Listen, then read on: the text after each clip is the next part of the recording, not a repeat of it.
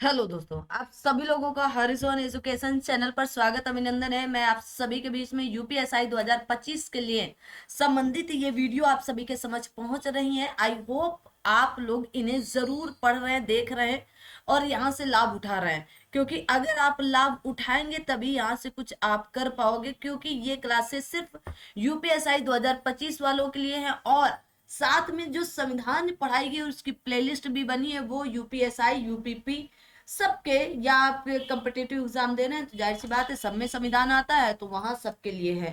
ठीक है ना, तो उसकी भी प्ले लिस्ट बनी समय, और मूल विधि की जो क्लासेज जा रही उसकी भी प्ले लिस्ट बनी हुई है। ठीक है, 4543 पोस्टों के लिए ये आपकी यूपीएसआई 2025 की परीक्षा लगभग जनवरी में होने की संभावनाएं जताई जा रही हैं। ठीक है, तो जनवरी में एग्जाम हो सकता है, मे भी दिसंबर से ही स्टार्ट हो जाए, लेकिन आपका जनवरी में तो कंफर्म है कि हो सकता है, मे भी, है ना। अभी हम कंफर्म नहीं कर पाएंगे, क्योंकि जब तक उत्तर प्रदेश पुलिस प्रोन्नत बोर्ड के द्वारा ये ना बताया जाए कि एग्जाम कब होगा, तब तक बस गेस ही लगाया जा सकता है कि अब होगा तब होगा ना। और ये फालतू की बातें हम इसलिए नहीं करते हैं कि कब होगा, हम इसलिए बता रहे ताकि आप और अच्छे से तैयारी करते रहें। आपके पास आज से सिर्फ और सिर्फ आप कह सकते हैं कि 60 दिन बचे हैं। कितने, तो आप कह सकते हैं कि 60 डेज बचे हैं मात्र, और इन 60 दिनों में आपको सब कुछ करना है। सब कुछ मतलब आपको रिवीजन भी करना है, पीवाईक्यू भी करना है, प्रैक्टिस सेट भी करना है। जो पोर्शन, जो टॉपिक आपका ज्यादा वीक है उसकी तरफ ज्यादा फोर्सली ध्यान देना है। तो इन चीजों को भी आपको देखना है। ठीक है, क्या करना है, तो बहुत अच्छे से मन से इन सबको देख करके चलना है। यूपीएसआई 2025 की ये वैकेंसी आप सबके समक्ष है, और अब पकड़ लीजिएगा, है ना। ऐसा भी कहा जा रहा है कि ये पोस्ट लगभग 6500 होने वाली है, लेकिन इसकी कोई एथेंटिक जानकारी, आधिकारिक जानकारी अभी तक उत्तर प्रदेश पुलिस प्रोन्नत बोर्ड के द्वारा नहीं दी गई है। अगर जब दी जाएगी तो उसके लिए भी बता दिया जाएगा। आज मतलब आप सभी लोग जानते हैं कि हमने आपको व्हाट्सएप नंबर दे रखा है ना। तो पहले आइए बात कर लेते हैं। तो यहाँ पर हम लोग मूल विधि पढ़ रहे हैं, संविधान पूरी कर चुके हैं। ठीक है, तो जीएस आपको तैयार करना है अच्छे से। तो मूल विधि में मतलब एक दो बच्चों ने, क्योंकि यहाँ पर इतना कोई भीड़ तो है नहीं, है ना, जो हम झूठे बोलते हैं कि नहीं 10 20 50 बच्चों ने हमारे पास मैसेज किया, है ना। फिलहाल तो एक स्टूडेंट व्हाट्सएप किया था कि मैम मुझे जीएस तैयार करने में दिक्कत हो रही, तो तैयार कैसे किया जा सके। देखो, जीएस को सबसे पहले आपको एकदम सेट फार्मूला है, सेट एकदम सेट फार्मूला है, कुछ बहुत ज्यादा सीखने का नहीं, सेट है एकदम। कि आप सबसे पहले जो एग्जाम देना चाह रहे, जो एग्जाम भी देना चाह रहे जीएस के लिए, ये एक परफेक्ट सेट फार्मूला होता है। सबसे पहले उसके पीवाईक्यू करो। अब देखो ये टॉपिक पीवाईक्यू में, जैसे राष्ट्रपति है, मान लीजिएगा राष्ट्रपति, संविधान से उठाइए, तो राष्ट्रपति से अगर पीवाईक्यू उठाओगे, देखोगे तो हर बार क्वेश्चन बना है। तो इसका मतलब हमें भाग नंबर 5 तैयार ही करना है। इस बार राष्ट्रपति से पूछा गया, अगली बार कैग से पूछा जाएगा, उसके अगली बार प्रधानमंत्री से, उसके अगली बार संसद से, उसके अगली बार राज्यसभा लोकसभा से। मतलब राष्ट्रपति जिन जिन चीजों में इंक्लूड होगा, उन उन टॉपिकों को आपको तैयार कर लेना है। अब राष्ट्रपति आपातकालीन से भी संबंधित होगा, राष्ट्रपति आपके बहुत सी जगह इंक्लूड है, तो वहां वहां से आपको पढ़ना है। पीवाईक्यू करने का मतलब ये नहीं होता है कि रट्टा तोता बन जाओ और रट्टा मार लो ना। पीवाईक्यू का मतलब होता है आप अपनी समझ कितनी विकसित करते हैं। प्रीवियस ईयर क्वेश्चन देख करके आप पैटर्न का पता लगा सकते हो, लेकिन आजकल के जो एग्जामिनर हैं वो पैटर्न का पता लगने ही नहीं देते। अभी आरओ का एग्जाम हुआ, वन लाइनर आया। यूपीपीसीएस का एग्जाम हुआ, उसके बाद तो एकदम फैक्ट ही भर गया, है ना। कोई भी वन लाइनर क्वेश्चन ही नहीं था, है ना। किसी में कथन कारण, किसी में फैक्चुअल, किसी में कुछ, किसी में कुछ, मतलब कोई भी मतलब एक सिंगल क्वेश्चन वन लाइनर का नहीं था। ठीक है, लेकिन इसका मतलब ये नहीं था कि पीवाईक्यू नहीं आया था।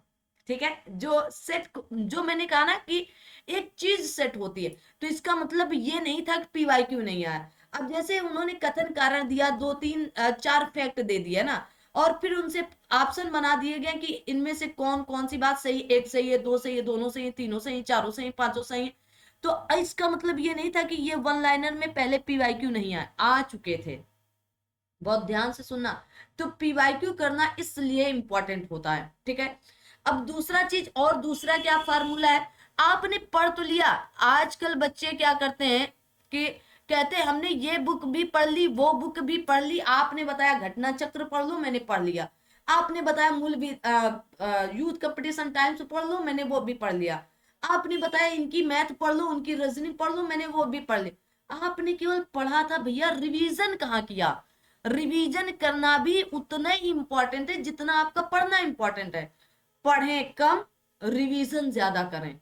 पढ़ें कम, रिवीजन ज्यादा करें, ठीक है। अगर आपने राष्ट्रपति पढ़ा है तो राष्ट्रपति एक बार पढ़ करके, अगर आप पहली बार पढ़ रहे हैं तो आप समझ ही नहीं पाओगे। आर्टिकल 52 में राष्ट्रपति है, 53 में क्या है, 54 में क्या है, 55 में क्या है, 56 में। तो जब आप 2 4 6 बार पढ़ोगे, रिवीजन करोगे, तो आपके जहन पर, आपके दिमाग पर कुछ चीजें ऐसे अब परत दर परत बैठती चली जाती हैं, है ना। तो आपको रिवीजन करना है, बहुत ही इंपॉर्टेंट। 10 बुक पढ़ने का कोई फायदा नहीं है, लेकिन एक बुक 10 बार पढ़ोगे तो 11वीं बार आपको चीजें ये कहेंगी कि तुम नया करो। अब इसको बुक में तुम नया अपना विकसित करो, क्वेश्चन कैसे बनेगा, एग्जामिनर के दिमाग में और क्या क्या नया क्वेश्चन बन सकता है, ये आप तैयार करने लगोगे, ठीक है। तो रिवीजन करना है, पीवाईक्यू लगाना है, और फिर उसके बाद जब इतना हो जाए तो आपको क्या करना है, प्रैक्टिस सेट करना है, ठीक है ना। प्रैक्टिस सेट, अब देखो प्रैक्टिस सेट मार्केट में बहुत तरह के हैं। अभी देखो जो चीजें अच्छी हैं उनके बारे में हम कहने के लिए हमें कोई पेमेंट नहीं मिलती, हमें कोई पैसा नहीं दे रहा है ना। जो चीजें अच्छी हैं वो हम आपको बता दे रहे हैं। अभी एग्जामपुर ने, किसने, एग्जामपुर ने, एग्जामपुर ने, एग्जामपुर चैनल है, सभी लोग जानते हैं, यूपीपी और यूपीएसआई के लिए पूरे भारत में बिल्कुल फेमस है एग्जामपुर। तो एग्जामपुर में विवेक सर जी के द्वारा 20 सेट आपके निकाले गए हैं। 20 सेट 199 रुपीज में, कितने में, 199 रुपीज में एक सेट, एक कंप्लीटली सेट होगा, उसमें 20 आपके प्रैक्टिस सेट होंगे। कितने प्रैक्टिस सेट होंगे, 20, 199 रुपीज में, ठीक है। एक सेट एक टेस्ट लगभग 10 रुपए का पड़ रहा है, ठीक है। तो इनका जो प्रैक्टिस सेट है वो बेस्ट है अभी प्रेजेंट टाइम में देखते हुए।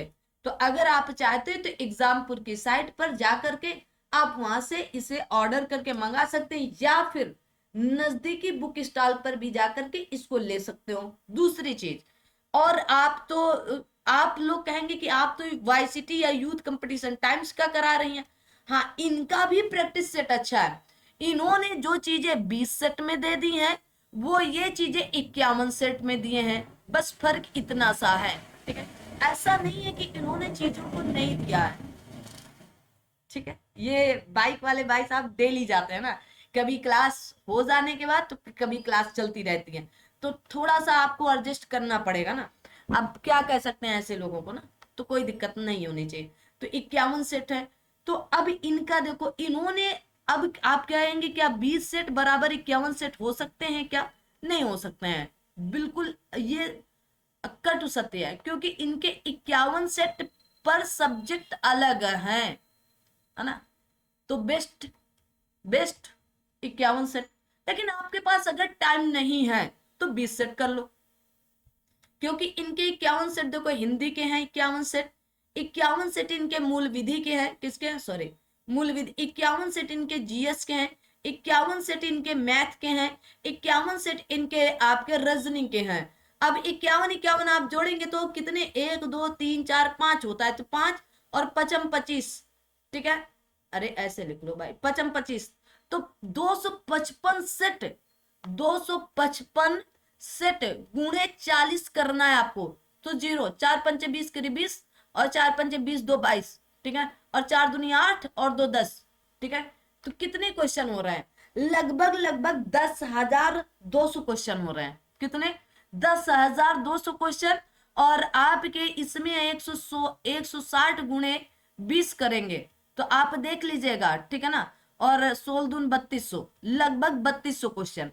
तो अंतर तो होगा, है ना, ये 3 गुना ज्यादा है, ठीक है ना। तो अंतर होगा, ऐसा नहीं कि अंतर नहीं होगा, लेकिन इनको लेना हो सकता है आपके लिए मुश्किल पड़ जाए, क्योंकि 199 की तो एक सेट लगभग हो सकता है मिल जाए, लेकिन यहाँ पर 199 में आपको 20 सेट मिल जाएंगे। ठीक है ना, मेरी बात को समझना कि अगर जैसे कि विवेक सर का कुछ फार्मूला ऐसा है कि वो गरीब बच्चा भी कर सके जो पढ़ना चाहता है, जो वर्दी पहनना चाहता है, तो 199 रुपए में वो वर्दी पा सकते हैं। वहां कई क्लासेस फ्री भी चलती। और ये बिल्कुल ना सोचना कि हमने वीडियो देखा था तो मुझे अच्छा लगा, मैंने उनकी टेस्ट सीरीज भी प्रैक्टिस सेट भी देखा, टेस्ट मतलब वो टेस्ट सीरीज ही कह सकते हैं, उनको भी मैंने जाकर के मार्केट में देखा तो वो भी मुझे अच्छी लगी, इसलिए मैं इसकी चर्चा की हूँ। तो अगर आप चाहते हो तो ले सकते हो, मतलब अच्छी है, कहने का मतलब इतना है कि वो अच्छी है। ठीक है ना, और यहाँ पर तो हम ये करा ही रहे, अगर आप लोग कहेंगे तो इसको भी कराया जाएगा। ठीक है, अगर आप कहेंगे तो। अब आते हैं अपने टॉपिक की तरफ। टॉपिक में हम लोग भूमि सुधार, भूमि अधिग्रहण एवं भू राज्य संबंधी कानून का सामान्य ज्ञान पढ़ रहे हैं। ठीक है ना, और ये इसका लास्ट टॉपिक होगा। नहीं, ऐसा नहीं है कि हम ये छोड़ देंगे, अरे भैया यहाँ से सूचना का अधिकार, आयकर अधिनियम एवं मानवाधिकार संरक्षण ये सब पूछे जाते हैं, है ना, तो ये सारे पढ़ाए जाएंगे। वो थोड़े से लंबे और लेंदी टॉपिक थे, इसलिए एक एक करके हम ला रहे हैं ना, सब कुछ पढ़ाया जाएगा इस क्लास में। आज इस वाले का थ्योरी समाप्त करने का प्रयास करेंगे, और आज हमने कुछ ज्यादा ही आपको लेक्चर या बकवासबाजी कर ली है। तो अब आते हैं तो सीधा 1 घंटे 1.5 घंटे जितनी क्लास होगी वहां पर चुपचाप बस आपको क्लास सुननी है, इत्मीनान से पढ़नी है। ठीक है, आ जाओ भाई, आज हम लोग शुरू करेंगे आप सभी के समक्ष। तो आज देखेंगे आप सभी लोग क्या शुरू करने वाले हैं। आ जाओ भाई, सभी के समक्ष में आज भूमि अर्जन, आपके पुनर्वासन और पुनर्व्यवस्थापन, कहा गया पुनर्व्यवस्थापन में उचित प्रतिकर और कहा गया आपके पारदर्शिता अधिकार अधिनियम 2013, किसके द्वारा, 2013 के द्वारा। तो इसके बारे में हम लोग आज पढ़ेंगे, देखेंगे, जानेंगे। सभी लोग कमर कस लीजिएगा और बैठ जाइएगा अपने फोन को लेकर के। तो हम लोग देखेंगे भूमि अधिग्रहण अधिनियम। क्या, भूमि अधिग्रहण अधिनियम। इस अधिनियम का नाम भूमि अधिग्रहण पुनर्वासन और पुनर्व्यवस्थापन में उचित प्रतिकर और पारदर्शिता का अधिकार अधिनियम 2013 है। हाल ही में भूमि अधिग्रहण पुनर्वास और पुनर्स्थापन कहा गया आपके पुनर्स्थापन अधिनियम में उचित मुआवजे और पारदर्शिता के अधिकार द्वारा वर्ष 1894 में अधिनियमित पुराने अधिनियम को बदल दिया गया है। 2021 में 2 शिफ्टों में पूछा गया है कि कब आया था। आगे देखेंगे, सार्वजनिक प्रयोजन के लिए किसी व्यक्ति की निजी संपत्ति का अधिग्रहण करने के सरकार के अधिकार को अभिग्रहण अधिकार कहा जाता है। क्या, अभिग्रहण अधिकार कहा जाता है। ये भी 2021 में पूछा जा चुका है। सेशन को लाइक शेयर सब्सक्राइब करना आपकी ऑन ड्यूटी होनी चाहिए। सभी लोग लाइक शेयर सब्सक्राइब करते चलें और इसका लाभ आप सभी लोग उठाते चले प्यार से, है ना।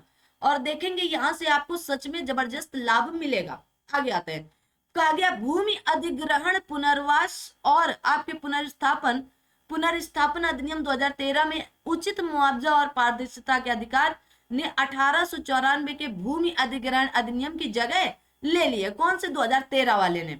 आगे कहा कि यह अधिनियम का विस्तार जम्मू कश्मीर को छोड़ करके, पहले संपूर्ण भारत में था, मतलब पहले जम्मू कश्मीर को छोड़ करके, लेकिन प्रेजेंट टाइम पर जम्मू कश्मीर में भी 2019 से लागू है। भूमि अधिग्रहण पुनर्वास और आपके पुनर्स्थापन अधिनियम में उचित मुआवजा और पारदर्शिता का अधिकार 2013 में अधिनियमित किया गया। 2021 में पूछा भी जा चुका है। भूमि अधिग्रहण पुनर्वास और पुनर्स्थापन अधिनियम 2013 में उचित मुआवजे और पारदर्शिता का अधिकार 1 जनवरी 2014 को अस्तित्व में आया है। तो ये भी आपका पूछा जा चुका है। अधिनियम को 26 सितंबर 2013 को राष्ट्रपति की स्वीकृति मिली, ये भी कहा गया है। कहा गया भारत में भूमि अधिग्रहण कानून में नवीनतम परिवर्तन वर्ष 2020 में लाए गए। कब, 2020 में। अधिनियम बनाने का उद्देश्य औद्योगिकरण, संरचनात्मक सुविधाओं के विकास, नगरीकरण आदि के लिए भूस्वामियों को कम से कम बाधा पहुंचाकर भूमि अर्जन करना। भूमि अधिग्रहण अधिनियम भूमि अधिग्रहण पुनर्वास एवं पुनर्स्थापना 2013 के अनुसार सरकार प्राकृतिक आपदाओं से प्रभावित क्षेत्रों में रहने वाले लोगों के लिए परियोजनाएं निर्धन एवं आपके भूमिहीन लोगों के लिए आवास परियोजनाएं तथा सार्वजनिक प्रयोजन हेतु भूमि अधिग्रहण कर सकती है। आगे देखेंगे। अब कहा गया कुछ महत्वपूर्ण परिभाषाएं जो धारा नंबर 3 में दी गई हैं। जैसे प्रशासक या आपके एडमिनिस्ट्रेटर कहा गया अधिनियम के अधीन प्रभावित कुटुंबों या परिवारों के पुनर्वासन और पुनर्व्यवस्थापन के प्रयोजन के लिए नियुक्त कोई अधिकारी अभिप्रेत है। प्रभावित कुटुंब कहा गया प्रभावित कुटुंब के अंतर्गत निम्नलिखित आते हैं। ऐसा कोई कुटुंब या परिवार जिसकी भूमि या अन्य स्थावर संपत्ति का अर्जन किया गया हो। ऐसा कोई कुटुंब है जिसके आपके कहा गया स्वामित्वाधीन कोई भूमि नहीं है, किंतु ऐसे कुटुंब का या उनके कोई सदस्य कृषि श्रमिक बटाईदार या कारीगर हो सकते हैं जो प्रभावित क्षेत्र में भूमि के अर्जन से 3 वर्ष पूर्व से कार्य कर रहे हो। ऐसे में उनकी जीविका का प्रमुख स्रोत कहा गया भूमि के अर्जन से प्रभावित हो गया हो। तीसरा कहा गया है कि ऐसी अनुसूचित जनजातियों और अन्य पारंपरिक वन निवासी भी जिन्होंने अपने किसी वन अधिकार को खो दिया है। ठीक है, आगे आते हैं। ऐसा कोई कुटुंब जिसकी जीविका का प्रमुख स्रोत भूमि के अर्जन से 3 वर्ष 3 वर्ष पूर्व तक वनों का जलाशय पर या जलाशयों पर निर्भर है और ऐसी जीविका भूमि के अर्जन के कारण प्रभावित हुई है इत्यादि। अब प्रभावित क्षेत्र का आगे अफेक्टेड एरिया। प्रभावित क्षेत्र ऐसे क्षेत्र को जाना जाता है जो समुचित सरकार द्वारा भूमि अर्जन के प्रयोजनों के लिए अधिसूचित किया जाए। क्या अधिसूचित? कृषि भूमि एग्रीकल्चर लैंड। कृषि भूमि से निम्नलिखित के प्रयोजन के लिए उपयोग में लाई गई भूमि को जाना जाता है। कृषि या उद्योग कृषि कहा गया जैसे दुग्ध उद्योग, कुक्कुट पालन, मत्स्य पालन, रेशम उत्पादन या नर्सरी में उगने वाली औषध जड़ी बूटियां भी हैं। फसलों, वृक्षों, घास का बढ़ना या उद्यान उत्पाद आदि भी हैं। पशुओं के चारागाह के लिए उपयोग में लाई गई भूमि भी है। ठीक है ना। अर्जन की लागत कहा गया है, इसके अंतर्गत निम्नलिखित आते हैं जैसे प्रतिकर की रकम, अर्जन की प्रक्रिया में भूमि तथा खड़ी फसलों को कारित नुकसान के लिए दी जाने वाली क्षति। आगे देखेंगे। और आगे आप सभी लोग इसके आगे कहा गया है कि आपके विस्थापित तथा प्रतिकूल रूप से प्रभावित कुटुंबों के लिए भूमि और भवनों के अर्जन के लिए लागत। ठीक है ना, इंपॉर्टेंट है, ये आपको बात जाननी है। आगे देखेंगे। कहा गया आपके विस्थापित तथा प्रतिकूल रूप से प्रभावित कुटुंबों के लिए भूमि और भवन के अर्जन की लागत आदि, बुनियादी ढांचे तथा सुविधाओं के विकास हेतु खर्च, सामाजिक मूल्यांकन, अध्ययन, उपक्रम की लागत इत्यादि। कहा गया आपके विस्थापित कुटुंब से ऐसा कोई कुटुंब अभिप्रेत है जिसका भूमि अर्जन के कारण प्रभावित क्षेत्र से पुनर्व्यवस्थापन क्षेत्र में पुनर्वास और पुनर्व्यवस्थापन किया जाना है। भूमि अर्जन कहा गया पुनर्वासन और पुनर्स्थापन में उचित प्रतिकर और पारदर्शिता का अधिकार अधिनियम 2013 की धारा 3 के अनुसार कोई भी परिवार जिसे भूमि अधिग्रहण के कारण प्रभावित क्षेत्र से पुनर्वास क्षेत्र में स्थानांतरित और पुनर्स्थापित किया जाता है, आपके विस्थापित परिवार कहलाता है। क्या कहलाता है? तो आप कहोगे विस्थापित परिवार कहलाता है। आगे देखेंगे। आगे कहा गया कुटुंब के अंतर्गत ऐसा कोई व्यक्ति जिस पर आश्रित उसकी पत्नी या उसका पति या अवयस्क संतान, अवयस्क भाई और अवयस्क बहनें आते हैं, किंतु विधवा, विवाह विच्छेद महिला और कुटुंब से निष्कासित महिला को कुटुंब में नहीं माना जाता है। भूमि के अंतर्गत भूमि से कहा गया अद्भुत होने वाले फायदे और भूबद्ध चीजें या भूबद्ध किसी चीज के साथ स्थायी रूप से जकड़ी हुई चीजें आती हैं। क्या होती? जकड़ी हुई चीजें आती हैं। आगे देखते हैं। सेशन को लाइक शेयर करते चलना, ये आपका अपना दायित्व होना चाहिए। अब देखेंगे। आगे कहा गया है भूस्वामी के अंतर्गत निम्नलिखित व्यक्ति आते हैं जिसका नाम संबंधित प्राधिकारी के अभिलेखों में भूमि या भवन या उसके किसी भाग के स्वामी के रूप में अभिलेखबद्ध या जिसे अनुसूचित जनजाति या अन्य परंपरागत वन निवासी जिसे पट्टा का अधिकार दिया गया है, जिसे राज्य की किसी विधि के अधीन भूमि पर वनाधिकार दिए जाने का हकदार है, या जिसे न्यायालय के किसी आदेश द्वारा इस रूप में घोषित किया गया है। ठीक है। हितबद्ध व्यक्ति में निम्नलिखित शामिल है। ऐसे सभी व्यक्ति जो इस अधिनियम के अधीन भूमि के अर्जन के कारण दिए जाने वाले प्रतिकर में हित का दावा करते हैं। कहा गया अनुसूचित जनजाति और अन्य पारंपरिक वन निवासी जिन्होंने वन अधिकारों को खो दिया है। ठीक है। भूमि पर प्रभाव डालने वाली किसी, कहा गया आपके सूखाचार में हितबद्ध कोई व्यक्ति, ऐसा कोई व्यक्ति जिसकी आजीविका के मुख्य स्रोत पर प्रतिकूल रूप से प्रभावी पड़ने की संभावना है। परियोजना से ऐसी कोई परियोजना अभिप्रेत है जिसके लिए भूमि का प्रभावित व्यक्ति की संख्या को विचार में लिए बिना अर्जन किया जा रहा है। क्या अर्जन किया जा रहा है? कहा गया पुनर्व्यवस्थापन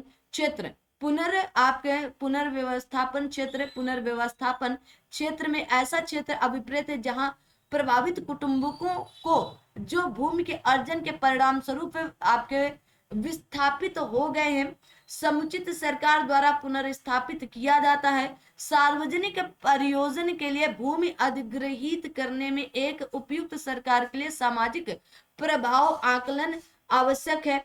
लोक प्रयोजन हेतु भूमि अर्जन के अवधारणा के लिए प्रारंभिक अन्वेषण धारा नंबर 4 बताती है। लोक प्रयोजन के आवश्यकता के लिए कभी भी समुचित सरकार को भूमि अर्जन की आवश्यकता हो सकती है।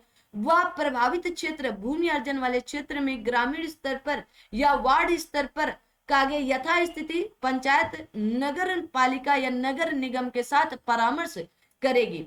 उनके परामर्श से ऐसे रीति में और ऐसी तारीख से जो सरकार द्वारा निश्चित की जाएगी, सामाजिक तथा लोक प्रयोजन के निर्धारण हेतु अध्ययन कराएगी। क्या कराएगी? अध्ययन कराएगी। आगे देखेंगे तो आगे कहा गया समुचित सरकार सामाजिक एवं लोक प्रयोजन हेतु निर्धारण अध्ययन को उसके प्रारंभ की तारीख से 6 माह के भीतर पूरा कराएगी। ये प्रश्न भी पूछा गया है। उपयुक्त अध्ययन में निम्न बातों पर ध्यान दिया जाएगा। किन बातों पर? इस बात का निर्धारण कि उस भूमि अर्जन के लोक प्रयोजन को प्रयोजन पूरा होता है, प्रभावित कुटुंबों का और उनमें से उन कुटुंबों की संख्या का अध्ययन जिनके विस्थापित होने की संभावना है। ऐसी सार्वजनिक और प्राइवेट भूमि मकानों, व्यवस्थापनों और अन्य संपत्तियों और ब्यौरा जिनके आपके प्रस्तावित अर्जन से प्रभावित होने की संभावना है। सरकार उपयुक्त अध्ययन रिपोर्ट का प्रकाशन यथास्थिति पंचायत, नगर पालिका, नगर निगम तथा जिला कलेक्टर, उपखंड मजिस्ट्रेट तथा तहसील कार्यालयों में स्थानीय भाषा में उपलब्ध कराएगी। उपयुक्त अध्ययन रिपोर्ट सरकार की वेबसाइट पर अपलोड की जाएगी। सामाजिक एवं लोक प्रयोजन हेतु भूमि अर्जन का अध्ययन रिपोर्ट की विशेषज्ञ समूह द्वारा जांच करवाई जाएगी। सरकार द्वारा भूमि अर्जन संबंधी प्रस्तावों एवं सामाजिक तथा लोक प्रयोजन हेतु भूमि अर्जन के अध्ययन रिपोर्ट की परीक्षा की जाएगी। प्रभावित परिवारों के बारे में अब बताया जा रहा है। आगे देखेंगे। कहा गया प्रभावित परिवारों के विचारों का पता लगाने के लिए भूमि अधिग्रहण, पुनर्वास और पुनर्स्थापना अधिनियम 2013 में उचित मुआवजे और पारदर्शिता के अधिकार की धारा 5 के तहत उपयुक्त सरकार द्वारा सामाजिक प्रभाव आकलन के लिए सार्वजनिक सुनवाई की जाएगी। क्या 2021 में पूछा गया है। देखो, सिंचाई परियोजनाओं का पृथक पर्यावरण प्रभाव निर्धारण प्रक्रिया के कारण भूमि अधिग्रहण के लिए आवश्यक सरकार द्वारा सामाजिक प्रभाव मूल्यांकन से छूट दी जाएगी। धारा 6 बताती है सामाजिक प्रभाव आकलन रिपोर्ट का मूल्यांकन एक स्वतंत्र विशेषज्ञ समूह द्वारा किया जाना, जैसा कि भूमि अधिग्रहण, पुनर्वास, पुनर्स्थापन अधिनियम 2013 में उचित मुआवजे और पारदर्शिता के अधिकार की धारा 7 के प्रावधान के तहत शामिल की गई। ये भी 2021 में पूछा गया है। आगे देखेंगे हम लोग और फटाफट आगे देखते हैं हम लोग। कहा गया खाद्य सुरक्षा के संरक्षण के लिए विशेष प्रावधान भूमि अधिग्रहण, पुनर्वास और पुनर्स्थापना अधिनियम 2013 में उचित मुआवजे और पारदर्शिता के अधिकार की धारा 10 से संबंधित। किससे? धारा 10 में ये बातें बताई गई हैं। आगे आ जाते हैं भाई। देखो ये जैसे कि मैंने कल की भी क्लास में कहा था, थोड़ा सा लेंदी टॉपिक है, लेकिन इसको इग्नोर आप नहीं कर सकते हो, सीधी सी बात ये। देखो 3 बार ये क्वेश्चन 2021 में पूछा गया था, ठीक है, जो मैंने पीछे पढ़ाया। कहा गया नए भूमि अधिग्रहण कानून के तहत किस प्रकार की भूमि का अधिग्रहण तब तक नहीं किया जा सकता जब तक कि यह रक्षा के लिए या प्राकृतिक आपदा के कारण उत्पन्न होने वाली आपात स्थिति के लिए ना हो। ठीक है, अब आता है अधिसूचना और अर्जन। प्रारंभिक अधिसूचना का प्रकाशन तथा उस हेतु अधिकारियों की शक्ति धारा 11 में दी गई। जब कभी समुचित सरकार को यह प्रतीत होता है कि किसी क्षेत्र में भूमि की किसी लोक प्रयोजन हेतु आवश्यकता है या आवश्यकता होने की संभावना है, तब कहा गया इस आशय की ग्रामीण और नगरीय क्षेत्रों में अर्जित की जाने वाली भूमि के ब्यौरों सहित एक अधिसूचना प्रकाशित की जाएगी। अधिसूचना राजपत्र में 2 दैनिक समाचार पत्रों में यथास्थिति पंचायत, नगर पालिका, नगर निगम तथा जिला कलेक्टर आदि सरकारी कार्यालयों में स्थानीय भाषा में प्रकाशित होगी। सरकार की वेबसाइट पर अपलोड किया जाएगा। भूमि का आरंभिक सर्वेक्षण किया जाएगा। भूमि के स्वामी को उस सर्वेक्षण के कम से कम 60 दिन पूर्व एक सूचना देकर सर्वेक्षण के दौरान उपस्थित होने या युक्त अवसर प्रदान कर दिया जाता है। कहा गया इतबद्ध कोई व्यक्ति आरंभिक अधिसूचना के प्रकाशन की तारीख से 60 दिन के भीतर निम्नलिखित के प्रति कहा गया आक्षेप कर सकता है। 60 दिन के भीतर, कितने? 60 दिन के भीतर अर्जित किए जाने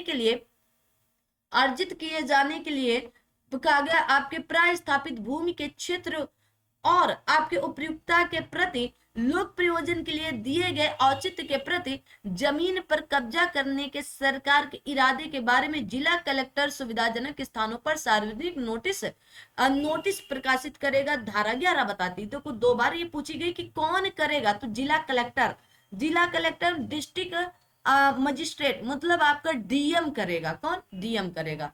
भूमि अधिग्रहण अधिनियम 2013 के अनुसार सरकार इन कार्यों के लिए भूमि अधिग्रहण कर सकती है। सामरिक परियोजनाओं से प्रभावित परिवार के लिए परियोजना तथा आपके सार्वजनिक निजी सहभागिता परियोजनाओं के लिए जहां भूमि का स्वामित्व सरकार के पास ही रहेगा, यूपीएसआई में पूछा जा चुका है। तो आप सभी लोग इसको भी याद करके रखोगे। आगे आते हैं।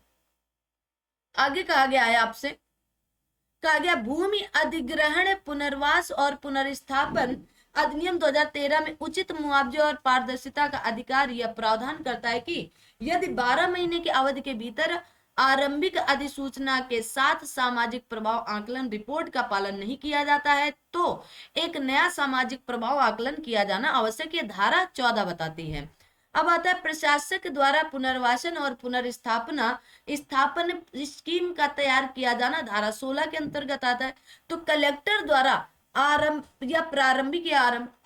प्रारंभिक अधिसूचना के प्रकाशन के बाद पुनर्वासन और पुनर्स्थापन प्रकाशक एक सर्वेक्षण करेगा। ऐसी भूमि और स्थावर संपत्तियों का सर्वेक्षण करेगा जिनका प्रत्येक प्रभावित कुटुंब से अर्जन किया जा रहा है। उन भूमि को खाने वाले और भूमिहीनों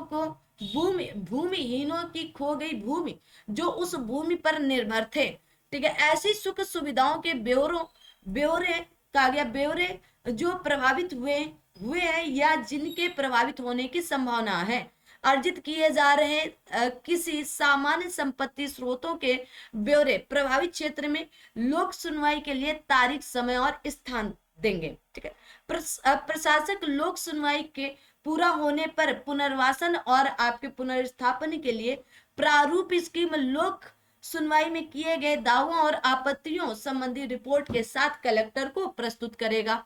अब आता है पुनर्वासन और पुनर्स्थापन की स्कीम का कहा गया पुनर्विलोकन, धारा 17 बताती है।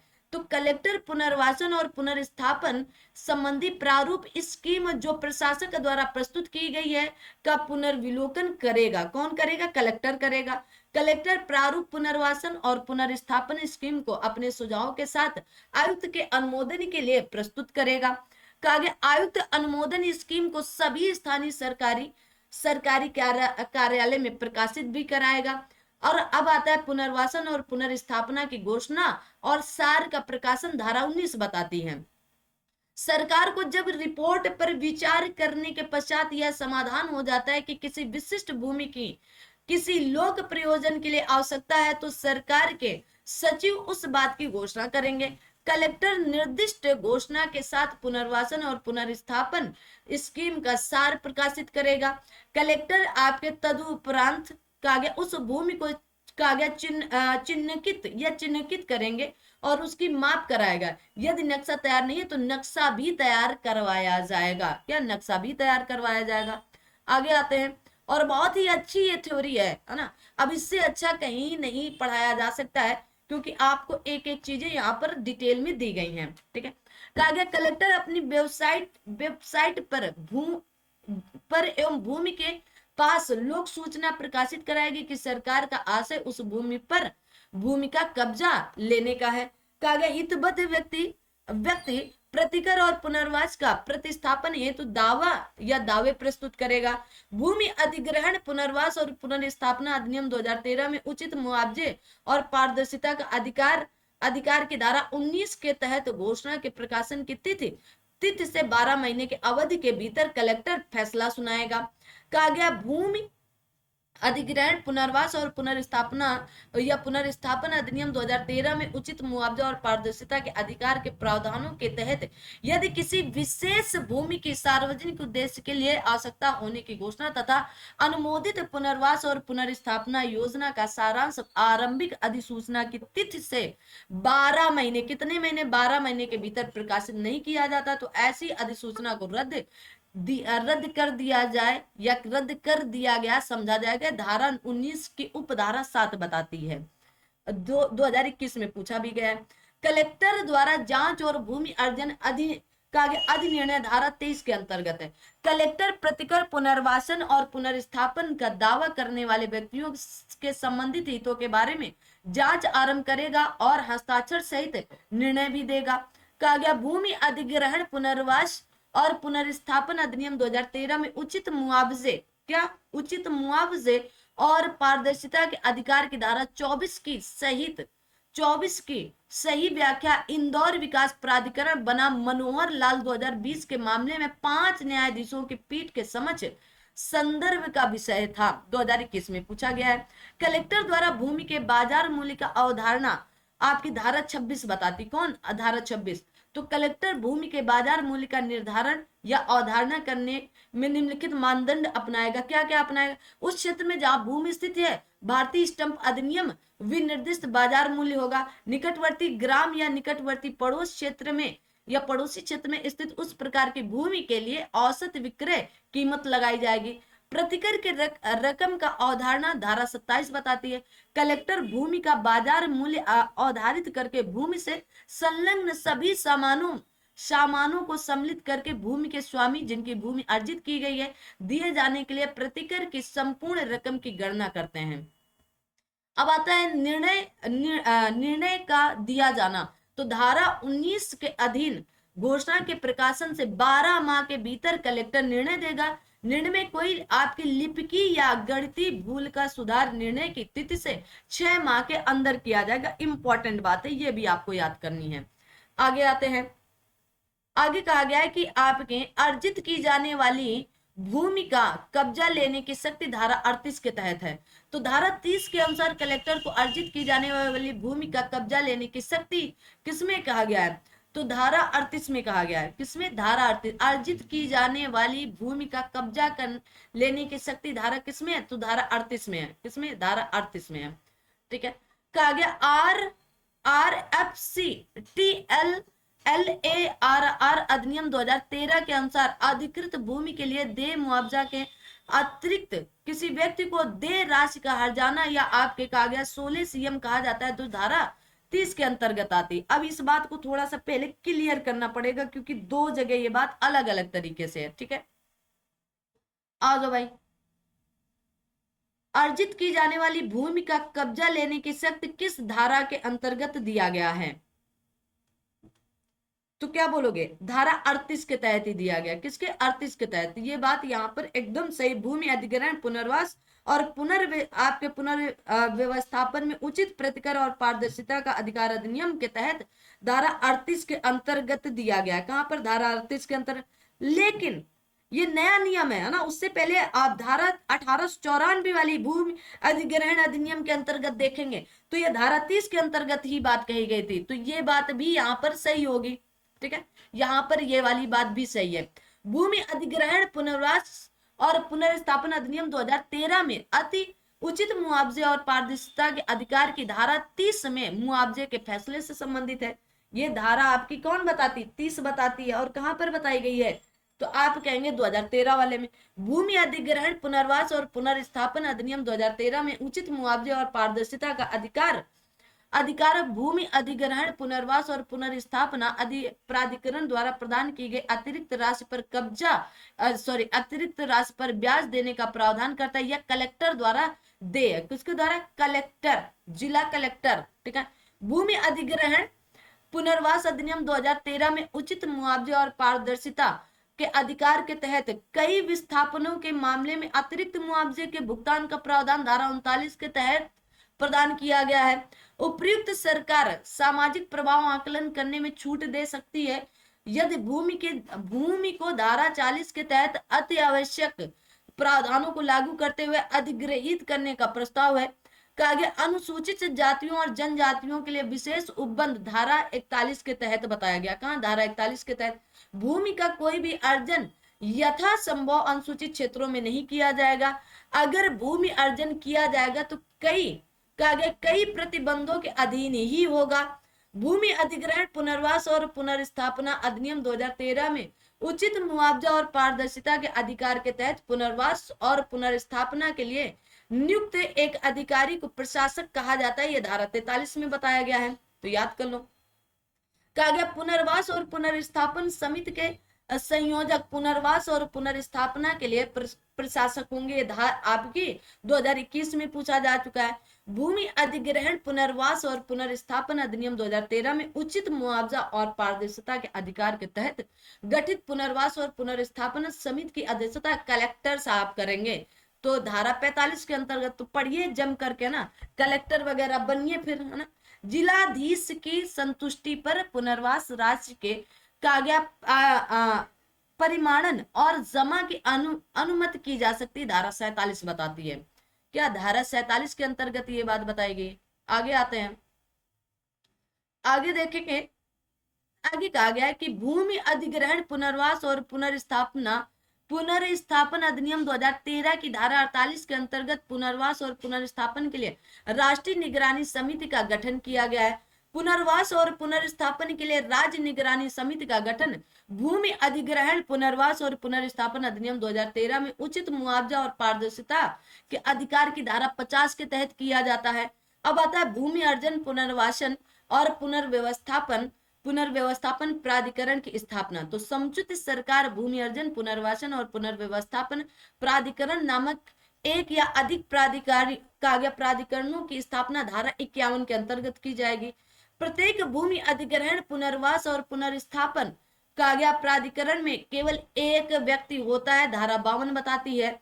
सरकार द्वारा नियुक्त केवल एक व्यक्ति से, जिसे पीठासीन अधिकारी कहा गया है, प्राधिकरण का गठन होगा, ये बात बताएगी। तो पीठासीन अधिकारी के रूप में नियुक्ति के लिए योग्यताएं क्या होनी चाहिए।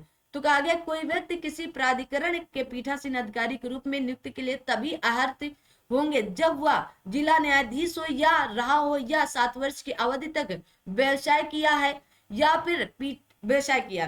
पीठासीन अधिकारी की नियुक्ति सरकार उच्च न्यायालय के मुख्य न्यायमूर्ति के परामर्श से करेगी। याद कर लो ये बात। पीठासीन अधिकारी की नियुक्ति की तारीख से 3 वर्ष या 65 वर्ष की आयु में जो भी पहले हो पद धारण करेंगे, है ना। उसके बाद मतलब 3 वर्ष तक पद पर रहेंगे या फिर 65 वर्ष की आयु तक, जो भी पहले हो जाएगा। ठीक है, अब मान लो 60 वर्ष की आयु पर पद धारण किया तो 3 वर्ष ही रहेंगे, 65 वर्ष होने में तो 5 वर्ष लगे। अब मान लीजिएगा 64 वर्ष की आयु में पद धारण किया तो 1 वर्ष ही रहेंगे, 65 वर्ष की आयु में पद को त्याग देंगे। प्राधिकरण के समक्ष सभी कार्यवाहियां न्यायिक कार्यवाही समझी जाएंगी और इसे सिविल न्यायालय समझा जाएगा। क्या, सिविल न्यायालय। प्राधिकरण द्वारा पारित निर्णय से 60 दिन के भीतर अपील उच्च न्यायालय में फाइनल किया जा सकेगा। अपील का निस्तारण उच्च न्यायालय द्वारा यथासंभव यथाशीघ्र 6 माह में किया जाएगा। दंड तथा शासित कहा गया झूठे दस्तावेज या सूचना देने या प्रस्तुत करने हेतु 6 माह तक के कारावास या 1 लाख रुपए तक के जुर्माने या दोनों का उपबंध है। प्रतिकर के भुगतान या पुनर्वासन या पुनर्व्यवस्थापन के किसी प्रावधान के उल्लंघन हेतु 6 माह से 3 वर्ष तक के कारावास या आपके अर्थदंड या दोनों का प्रावधान है। कहा गया आपके अपराधों का संज्ञान महानगर मजिस्ट्रेट या प्रथम वर्ग न्यायिक मजिस्ट्रेट द्वारा किया जाएगा। अधिनियम के अधीन अपराध असंज्ञेय समझे जाते हैं। क्या समझे जाएंगे? कहेंगे असंज्ञेय समझे जाते हैं। आगे आते हैं, अब आता है प्रकीर्ण मिसलेनियस, ठीक है ना। अब क्या आता है आपका मिसलेनियस। कहा गया जहां अर्जन हेतु प्रतिकर अर्जन की तिथि पर उसके पूर्व नहीं दे दिया जाता है तो प्रतिकर की राशि 9% का ब्याज भी दिया जाएगा। भूमि अर्जन पूरा करना अनिवार्य नहीं है, किंतु यदि अर्जन पूरा नहीं किया जाता है तो प्रतिकर दिया जाएगा। अब आता है आपके कहा गया अनुपयोजित भूमि का वापस किया जाना। अनुपयोजित अधिनियम के अधीन अर्जित कोई भूमि कहा गया कब्जा लेने की तारीख से 5 वर्ष की अवधि तक उपयोग में नहीं ली जाती जो उसे वापस की जाएगी। धारा 109 के अंतर्गत कहा गया समुचित सरकार नियम बना सकती है और इस अधिनियम के उपबंधों को क्रियान्वयन के लिए नियम बना सकती है। धारा 110 के अंतर्गत केंद्रीय सरकार द्वारा बनाए गए नियमों को संसद के समक्ष 30 दिनों के लिए रखा जाएगा। धारा 111 के अधीन राज्य सरकार द्वारा बनाए गए नियमों को विधानमंडल के समक्ष रखा जाएगा। राज्य विधानसभा में नगरीय भूमि या आपके हक प्रमाणन विधेयक 2016 में पारित करने वाला पहला भारतीय राज्य राजस्थान बना। कौन बना? राजस्थान बना।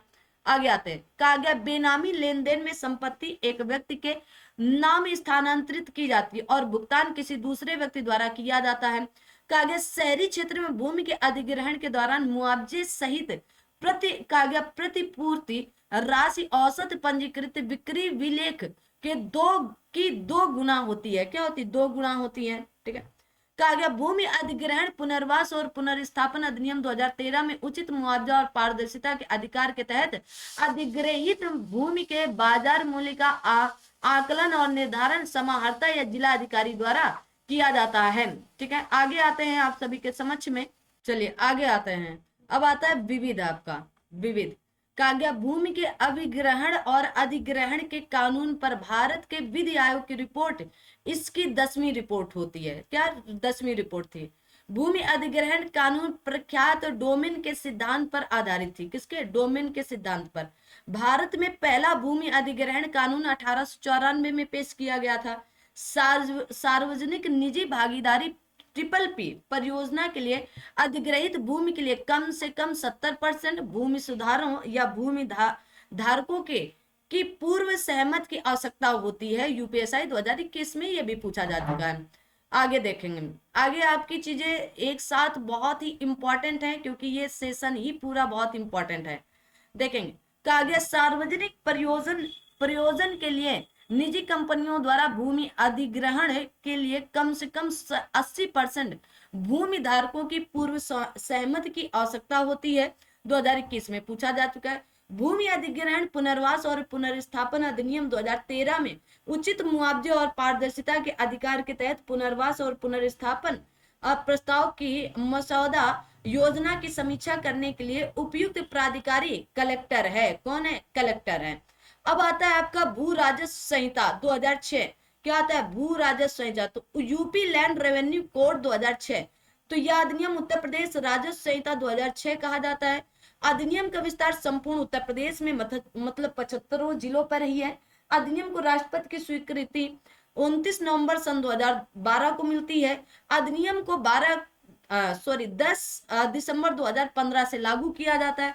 अधिनियम का उद्देश्य उत्तर प्रदेश में राज्य में कहा गया भू खातेदारी और भू राजस्व से संबंधित विधियों का समेकन एवं आपके संशोधन करना, साथ ही साथ उससे संबंधित एवं आपके अनुषंगिक विषयों की व्यवस्था करना है।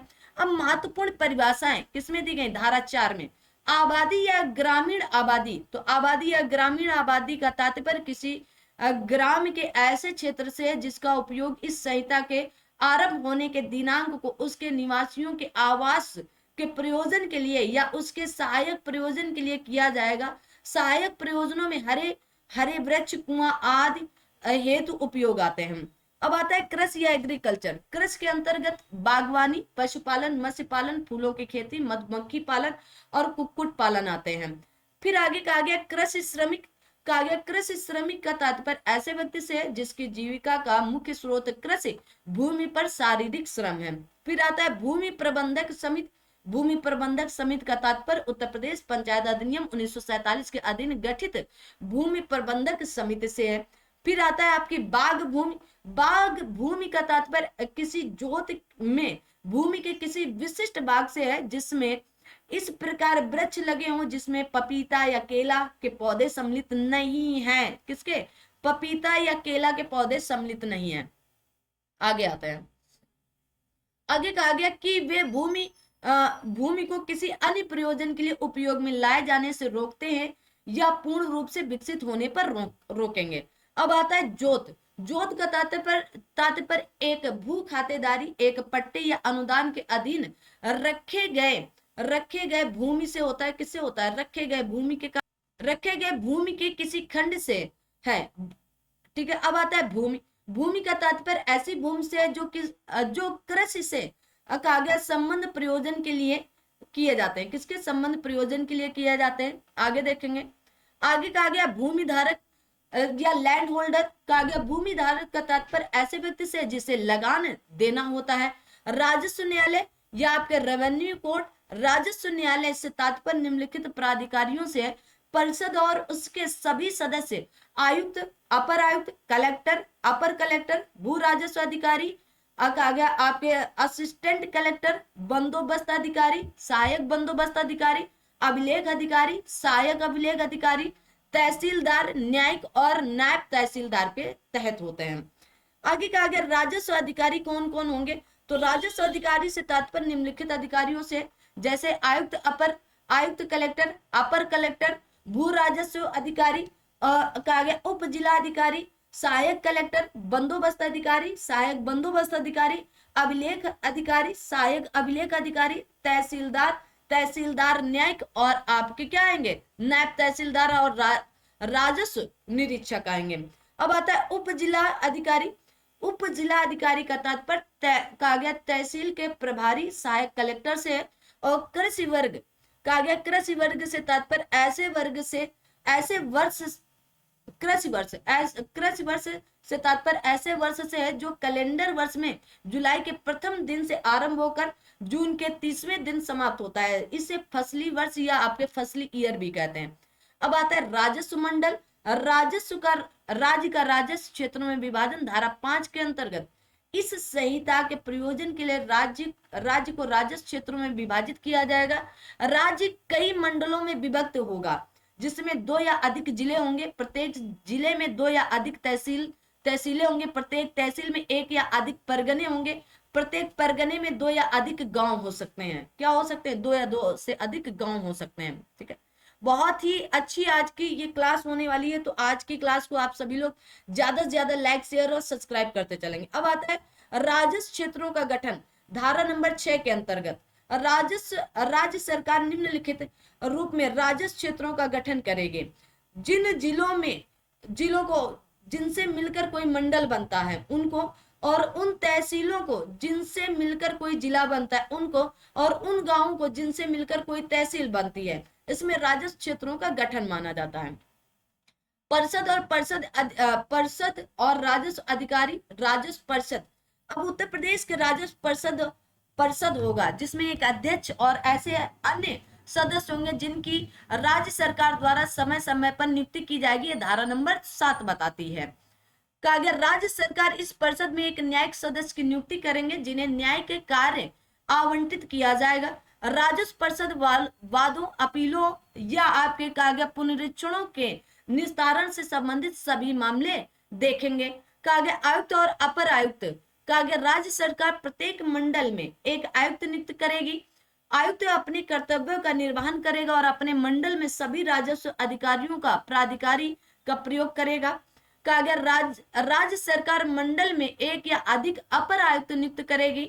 ठीक है, अपर आयुक्त राज्य सरकार या मंडलायुक्त द्वारा किए गए निर्देशों का पालन करेंगे। अब आता है कलेक्टर और अपर कलेक्टर। राज्य सरकार प्रत्येक जिले में एक कलेक्टर की नियुक्ति करेंगे। कलेक्टर राजस्व प्रशासन का प्रभारी होगा। राजस्व प्रशासन का प्रभारी होगा। किसी जिले के भू राजस्व प्रशासन का प्रभारी मुख्य अधिकारी जिला कलेक्टर होता है, जो धारा 12 में है। ठीक है, राजस्व सरकार किसी मामले में एक या उससे अधिक अपर कलेक्टर की नियुक्ति कर सकेगी। अपर कलेक्टर राज्य सरकार या कलेक्टर के निर्देश और नियंत्रण के अधीन रहते हुए कलेक्टर के सभी शक्तियों का प्रयोग और कर्तव्यों का निर्वहन करेगा। जिला स्तर पर पदेन जिला पंजीयक जिला कलेक्टर होता है। कौन होता है? जिला कलेक्टर होता है। आगे आते हैं, अब आता है आपका उप जिला अधिकारी और अपर जिला अधिकारी। ठीक है, इसी को हम लोग एसडीओ कहते हैं। क्या कहते हैं? एसडीओ कहते हैं। ठीक है, तो सब डिविजनल ऑफिसर्स एंड आपके एडिशनल, ठीक है, इसी को एसडीओ कहा जाता है। तो राज्य सरकार प्रत्येक जिले में जितना आवश्यक समझे सहायक कलेक्टर प्रथम या द्वितीय श्रेणी के रूप में नियुक्त कर सकती है। राज्य सरकार किसी जिले के एक या अधिक तहसीलों को सहायक कलेक्टर प्रथम श्रेणी के प्रभार में रख सकती है और ऐसा अधिकारी तहसील का प्रभारी सहायक कलेक्टर या उप जिलाधिकारी कहा जाएगा। राज्य सरकार किसी जिले के लिए नियुक्त सहायक कलेक्टर प्रथम श्रेणी को जिले के एक या अधिक तहसीलों के लिए कहा गया अपर उप जिलाधिकारी कहा गया आपके पदा विहित सकती है। अब आता है तहसीलदार और तहसीलदार न्यायिक। तो राज्य सरकार प्रत्येक जिले में जितना आवश्यक हो तहसीलदार और तहसीलदार न्यायिक नियुक्त कर सकती है। कौन कर सकती है? राज्य सरकार। तहसीलदार और तहसीलदार न्यायिक ऐसी शक्तियों का प्रयोग और ऐसे कर्तव्यों का निर्वहन करेगा जैसा राज्य सरकार राजस्व परिषद एवं कलेक्टर उन्हें निर्देश दे। अब आते हैं नायब तहसीलदार। राज्य सरकार प्रत्येक जिले में जितना वह उचित समझे नायब तहसीलदार नियुक्त कर सकेंगे। यूपीपीसीएस से होने वाली ये सबसे लास्ट नायब तहसील है। इसी को आपके एंटी कहा जाता है। एंटी, ठीक है, एंटी वैकेंसी मतलब पोस्ट होती है, सबसे लास्ट पोस्ट यही होती है। ठीक है, नायब तहसीलदार संहिता में प्रदत्त शक्तियों का प्रयोग और कर्तव्यों का निर्वहन करेंगे। क्या करेंगे? कर्तव्यों का निर्वहन भी करेंगे।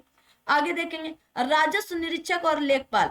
तो कलेक्टर प्रत्येक तहसील में ग्राम अभिलेखों के समुचित पर्यवेक्षण अनुरक्षण आदि के लिए तथा अन्य कर्तव्यों के लिए जिन्हें राज्य सरकार सामान्य या विशेष आदेश द्वारा विनिर्दिष्ट करे एक या अधिक राजस्व निरीक्षक नियुक्त कर सकता है। कलेक्टर प्रत्येक तहसील में ग्राम अभिलेखों को तैयार करने उनका अनुरक्षण आदि करने के लिए राज्य सरकार के सामान्य आदेश या आवश्यकता अनुसार लेखपाल नियुक्त कर सकता है। वेरी वेरी वेरी इंपॉर्टेंट है।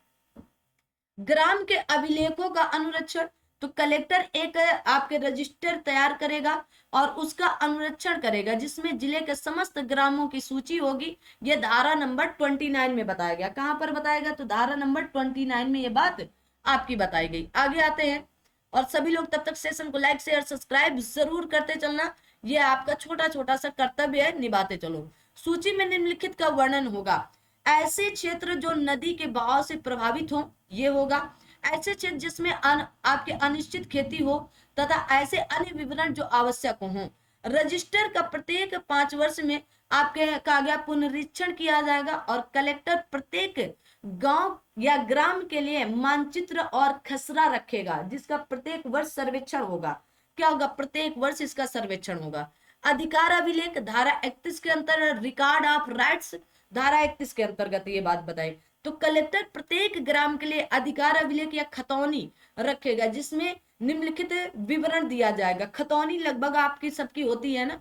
समस्त खातेदारों के नाम जिनके द्वारा आधारित सर्वेक्षण संख्या या आपके सर्वे नंबर का गाटा संख्या या प्लॉट नंबर तथा जिनका क्षेत्रफल ऐसे व्यक्तियों के उनके हिस्सों सहित हितों का प्रकार या विस्तार या उससे संबंध दायित्व या शर्तें आदि कोई हो।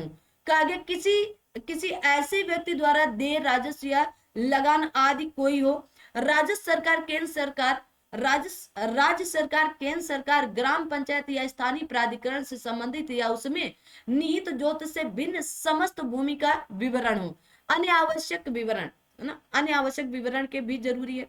अब आगे आता है कलेक्टर के नियंत्रण के अधीन रहते हुए उप जिलाधिकारी, तहसीलदार या राजस्व निरीक्षक अधिकारी अभिलेख या खतौनी क्षेत्र, पंजी या खसरा और मानचित्र में समस्त परिवर्तनों और गलतियों को ठीक करेगा। तो कौन ठीक करेंगे? कलेक्टर साहब मिलकर के सब करेंगे। उत्तराधिकारी के मामले में नामांतरण, तो कहा गया उत्तराधिकारी द्वारा किसी भूमि पर कब्जा प्राप्त करने वाला प्रत्येक व्यक्ति उस हल्के हल्के के जिसमें भूमि स्थित है राजस्व निरीक्षक को उत्तराधिकारी के संबंध में रिपोर्ट प्रस्तुत करेगा। यदि मामला विवादग्रस्त नहीं हो तो राजस्व निरीक्षक ऐसे उत्तराधिकारी को अधिकार अभिलेख खतौनी में अभिलिखित करेगा। आगे आते हैं विवाद मामले में जांच करेगा और रिपोर्ट तहसीलदार को प्रस्तुत करेगा। अब आता है किसान बही, धारा नंबर 41। सबके घरों में किसान बही होगी, बिना किसान बही की खेती नहीं की जा सकती ना। कहा गया हर बार जब अधिकारी अभिलेख या खतौनी तैयार की जाएगी, कलेक्टर यथाशीघ्र प्रत्येक कहा गया खातेदार को किसान बही देगा।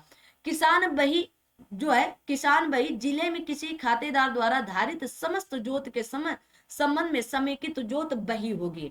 आगे आते हैं, आगे कहा गया है कि जब कोई बैंक या अन्य वित्तीय संस्था किसी खातेदार को इस खाते के आधार पर ऋण प्रदान करता है तो वह ऋण के ब्यौरे किसान बही में आपके कहा गया पृष्ठगित या पृष्ठांकित करेगा, है ना, मतलब उसमें लिखे जाएंगे या उसमें वो विवरण दिया जाएगा। ठीक है, कहा गया खातेदार द्वारा बैंक आदि को दिए शपथ पत्र में गलत कथन करने के लिए 3 वर्ष तक के कारावास और जुर्माने से दंडित भी किया जाएगा। अब आता है भूमि प्रबंधक समिति द्वारा अधीक्षण प्रबंधन और नियंत्रण, धारा 60 के अंतर्गत ये बात कही गई। भूमि प्रबंधक अधिनियम कहा गया भूमि प्रबंधक समिति के कर्तव्य या कृत्य और कर्तव्य इस प्रकार, तो भूमि का बंदोबस्त और प्रबंधन करना, वनों और वृक्षों का संरक्षण, अनुरक्षण और विकास करना, आबादी स्थलों और ग्रामीण संचार व्यवस्था का अनुरक्षण और विकास करना, हाटों बाजारों और मेलों का प्रबंध करना, मत्स्य क्षेत्र और तालाबों का अनुरक्षण और विकास करना, कुटीर उद्योगों का विकास करना, कृषि का विकास और उसमें सुधार करना, ग्राम पंचायत द्वारा व उसके विरुद्ध वादों और कार्यवाहियों का संचालन और अभियोजन आदि करना, आबादी स्थलों का आवंटन करने में व्यक्तियों का वरीयता क्रम निम्न होगा। क्या होगा? तो ग्राम सभा के अनुसूचित जाति या अनुसूचित जनजाति या अन्य पिछड़े वर्ग या गरीबी रेखा से नीचे के सामान्य वर्ग के कृषि श्रमिक का कारीगर होना। कहा गया ग्राम सभा का कोई अन्य कृषि श्रमिक या ग्रामीण कारीगर ग्राम सभा के अनुसूचित जाति, अनुसूचित जनजाति या पिछड़ा वर्ग या गरीबी रेखा से नीचे रहने वाला कोई सामान्य वर्ग का व्यक्ति हो सकता है। प्रत्येक वर्ग में विधवा और शारीरिक अक्षमता से ग्रस्त व्यक्ति को आगे अधिमान दिया जाएगी या प्रेफरेंस दिया जाएगा पहले। ठीक है, आवंटित से कहा गया भिन्न व्यक्ति के अधिभोग को कहा गया बेदखल कराने के बाद पुनः अधिभोग में ले लेने पर 2 वर्ष तक के कारावास से जो न्यूनतम 3 माह का होगा और 3,000 रुपए तक के जुर्माने से भी दंडित किया जाएगा।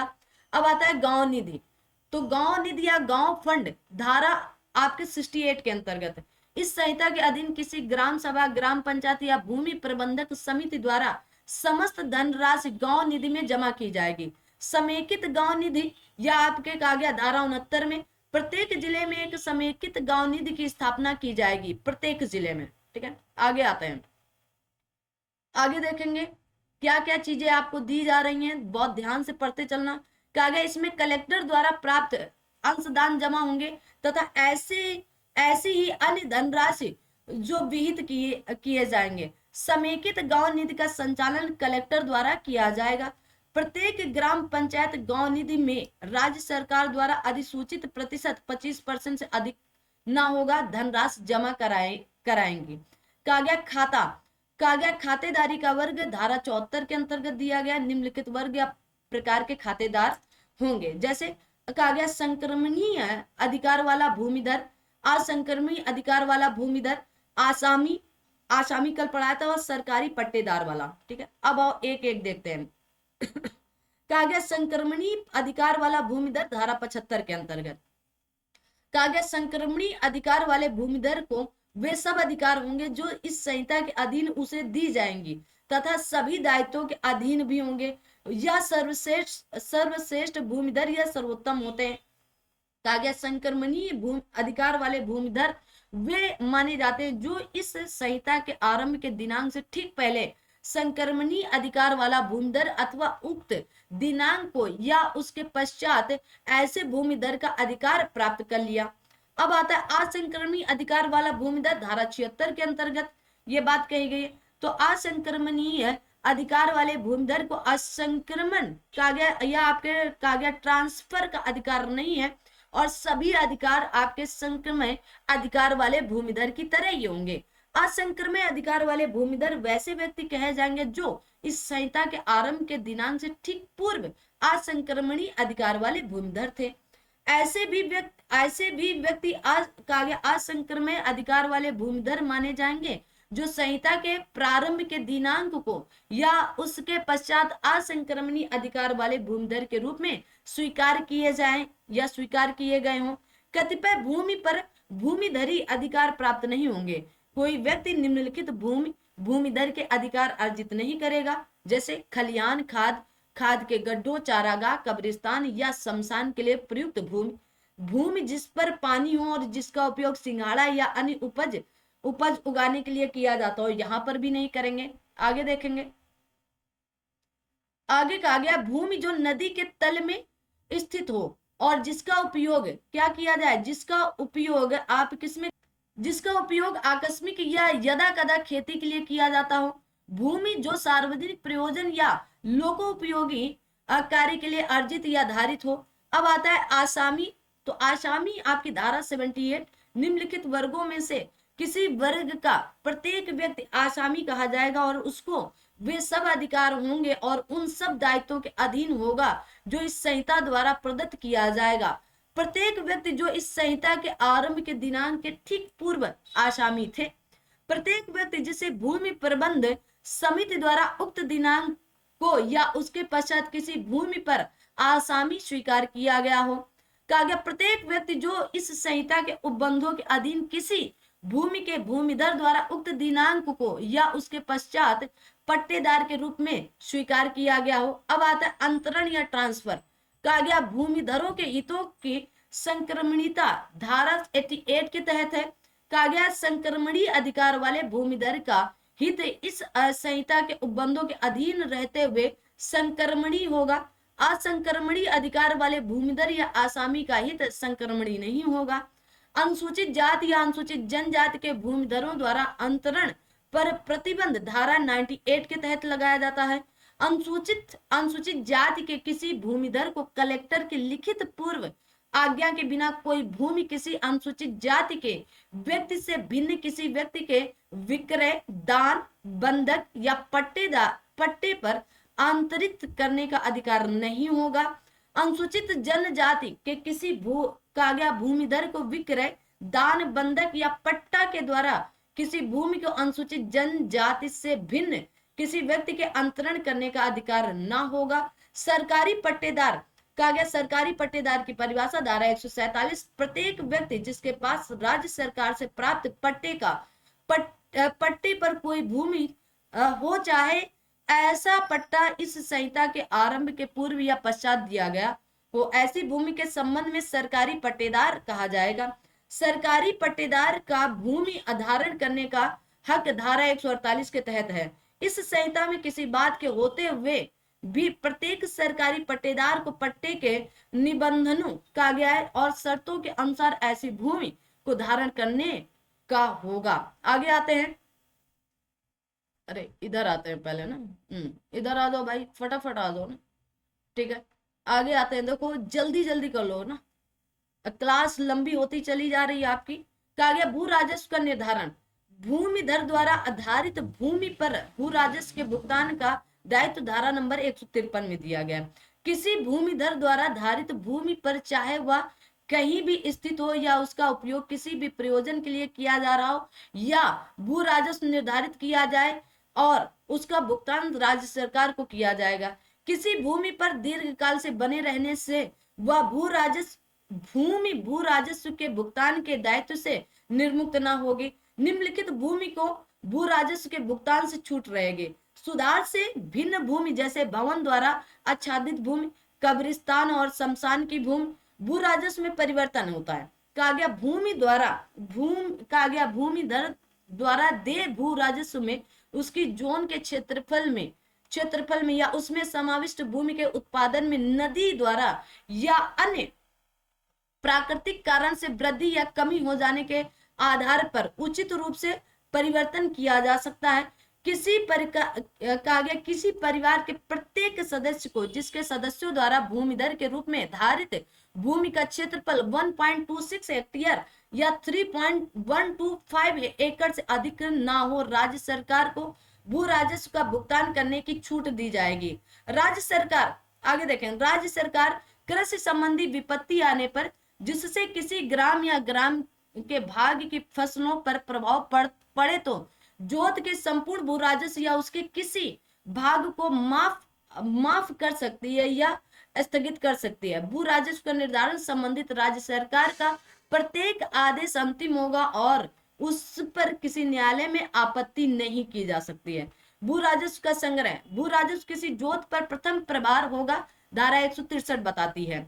तो किसी जोत का निर्धारित भू राजस्व ऐसी जोत पर और उस पर स्थित वृक्षों का, भवनों का, उसके लगान, लाभ या उपज पर भी प्रथम प्रभार होगा।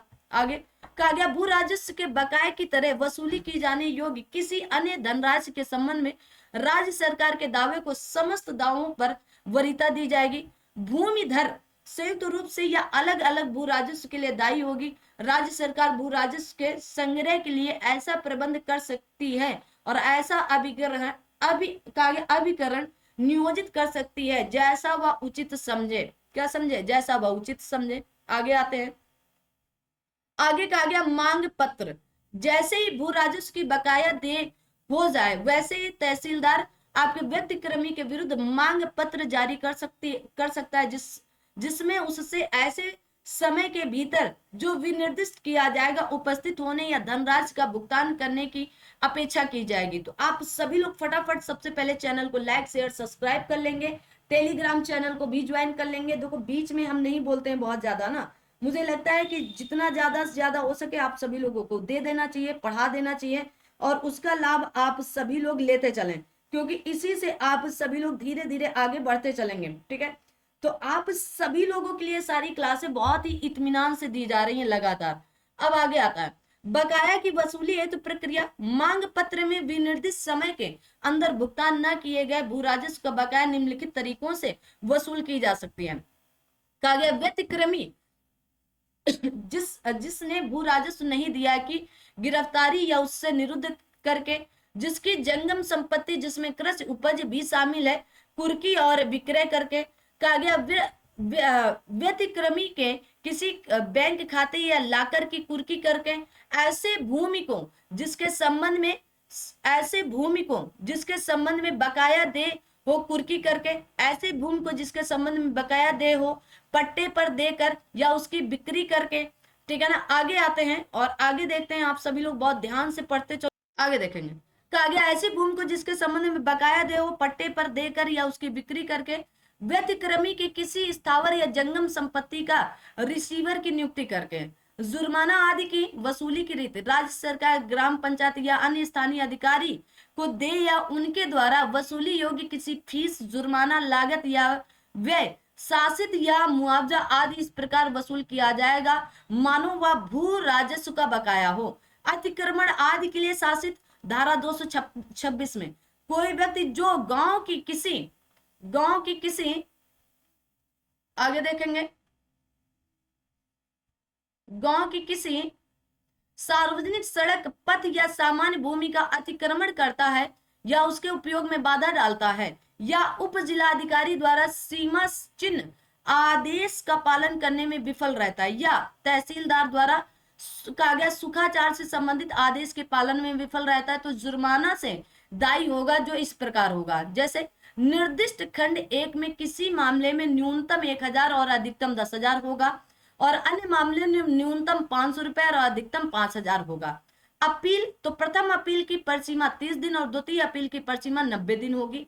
अधिनियम के अधीन का गया पुनर्विलोकन की शक्ति परिषद को प्राप्त होगा। अपील से तृतीय अनुसूचित संबंधित होगी। और भू राजस्व प्रणाली में सही पदानुक्रम गांव होगा पहले, फिर तालुका होगा, फिर कलेक्टरेट होगा और फिर राजस्व प्रभाग होगा। 2021 में पूछा भी जा चुका है।